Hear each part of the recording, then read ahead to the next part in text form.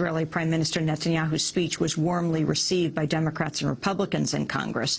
According to ABC News, Netanyahu received 29 standing ovations during his address, 4 more than President Obama received during his State of the Union earlier this year.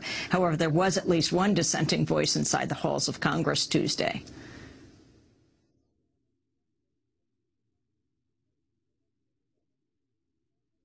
Yet, as we share their hopes,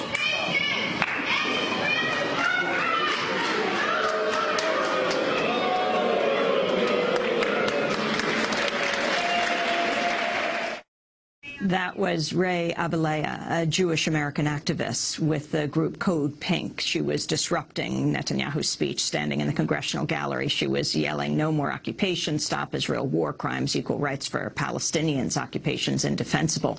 As she was screaming, members in the audience tackled her to the ground. Undercover security forces dragged her outside. She was taken to George Washington University Hospital, where she's treated for neck and shoulder injuries.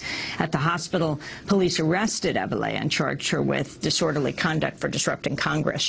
Her protest came as part of a week-long series of actions organized by Code Pink called Move Over AIPAC. Ray Abelea is joining us in Washington, D.C. Explain your protest yesterday, Ray. Thanks, Amy, for having me on. Yesterday, I stood up and unfurled a banner and spoke the truth about what's going on in Israel. The war crimes and occupation, oppression, and inequality that Palestinians are suffering from must end. And it was absolutely despicable to see our Congress pandering to Netanyahu as if he was the President of the United States.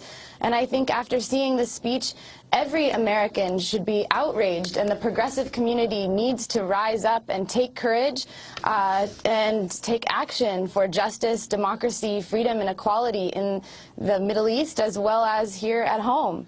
I think that the act I took of courageously standing up in front of Congress the opportunity to do that doesn't come along very often, but every day as Americans we have an opportunity to stand up, and whether it's putting our money where our hearts are by participating in economic pressure against Israel through the boycott, divestment, and sanctions movement, or calling our Congress people or taking other actions, it's time for us to say no to this terrible policy that, just as Dr. Barghouti has illustrated, will not bring about peace. Netanyahu proved yesterday that he is the primary obstacle to peace and justice for Israelis and Palestinians. And to see our Congress giving away $3 billion of our tax dollars every year to Israeli war crimes while our economy suffers, while our kids can't go to college, while our needs aren't being met here at home is absolutely an outrage. The thing I want to say is that when I stood up and was tackled yesterday, it was by members of AIPAC. Yes. What were you just saying? You were tackled by members of AIPAC? I just wanted to say that the people that were sitting around me in the gallery of Congress yesterday were mostly wearing badges from the AIPAC Israel Lobby Conference, and I did not expect that people holding such power and representing such a huge lobby group would respond so violently to my peaceful disruption. And after I spoke out, Netanyahu said, you know, this is what's possible in a democracy, and you wouldn't be able to get away with this in other countries like Tunisia. And I think that is ridiculous and absurd. If this is what democracy looks like, that when you speak out for freedom and justice, you get tackled to the ground, you get physically violated and assaulted, and then you get hauled off to jail, that's not the kind of democracy that I think I want to live in. Haaretz newspaper in Israel identified you as a Jewish-American activist of Israeli descent. Is your family from Israel?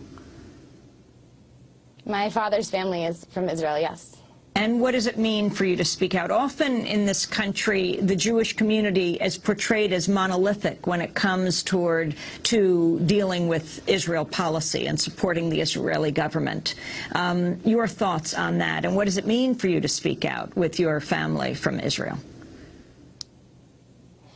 I've been to Israel, the West Bank, and Gaza several times, and after witnessing the destruction, the Jewish-only roads, the wall, the bombing of Gaza, and the inequality there, I feel like when I returned to the United States, I had no option but to speak out for justice. And I feel this tremendous responsibility as a Jewish American to speak out for justice and against these war crimes that are being committed in my name as a Jew, as a U.S. taxpayer.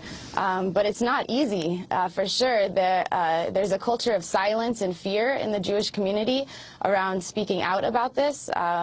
And it's certainly I get some blowback from family and friends, but I think it's so important to follow my principles, my integrity, and my heart. And I urge other, especially young Jews, to do the same. I think that us, as the next generation, we see things differently than the kind of brainwashing, or we call it blue washing, that that we've been fed sometimes by our congregations or by Israel.